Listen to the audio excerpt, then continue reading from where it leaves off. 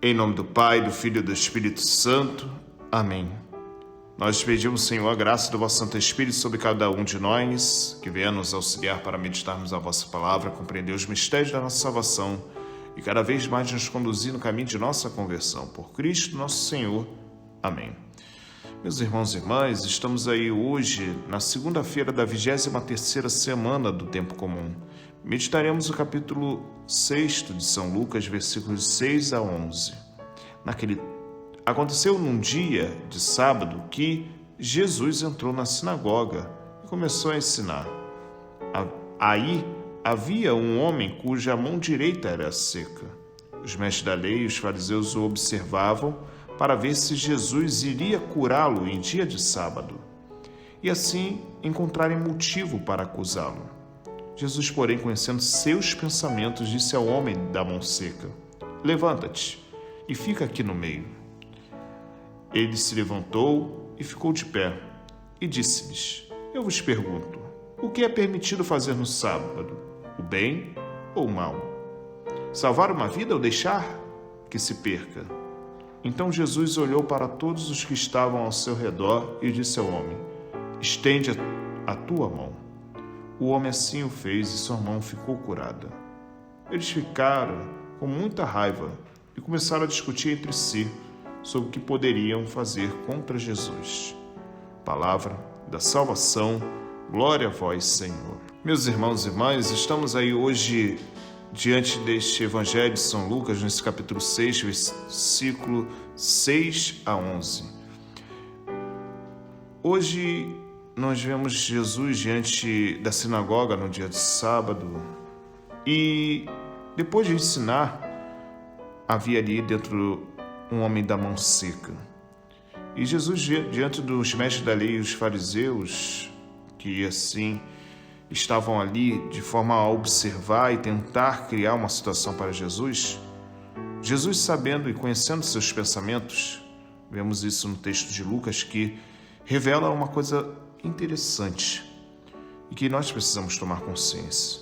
Os nossos pensamentos só Deus tem acesso. É algo que nós não percebemos, mas a consciência humana é o sacrário da sua existência.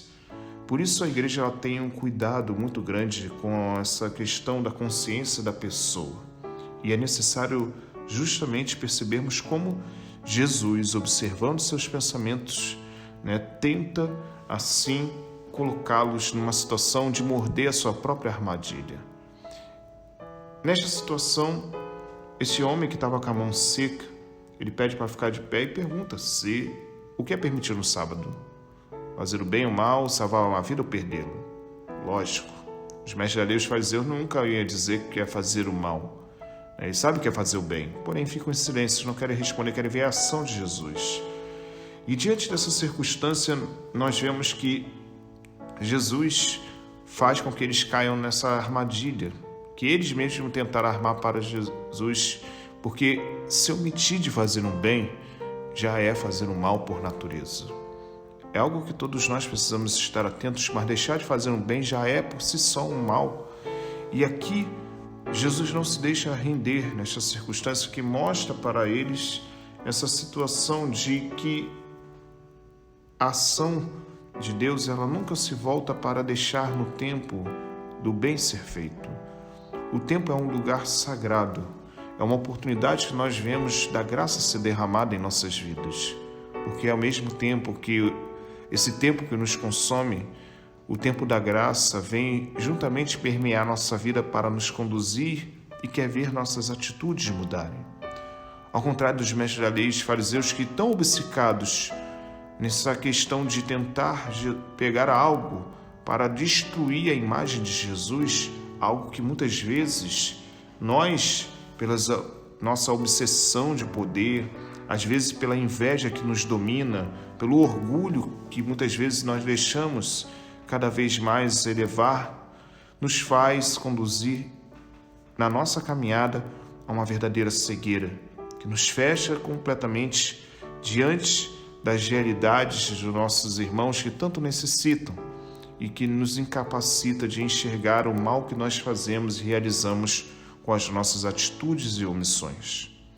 Mas também, diante dessa circunstância deste evangelho, nos traz uma situação que é muito peculiar, que podemos olhar: a mão seca do homem. Justamente remontamos aquele momento do Gênesis, que quando o homem estende a mão para obter o fruto do conhecimento, que traz o pecado.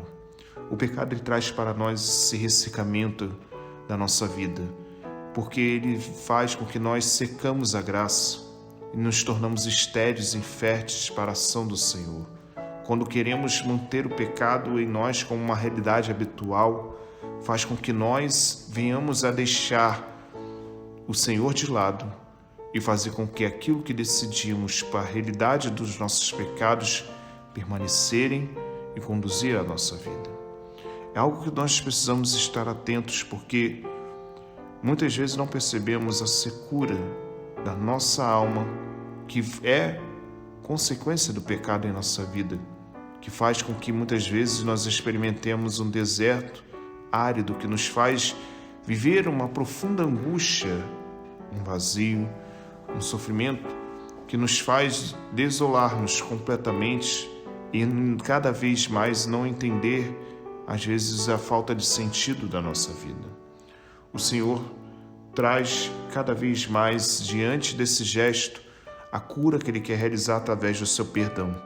Ele quer reconstruir a nossa saúde espiritual e quer realizar-nos cada vez mais para que sejamos capacitados pela graça do seu amor a fazer com que cure a esterilidade que o pecado muitas vezes nos faz viver e que faz secar em nossa vida a fonte da água viva, que é o Espírito Santo em nós, que o Senhor traz-nos cada vez mais a viver e a experimentarmos nesta nossa caminhada.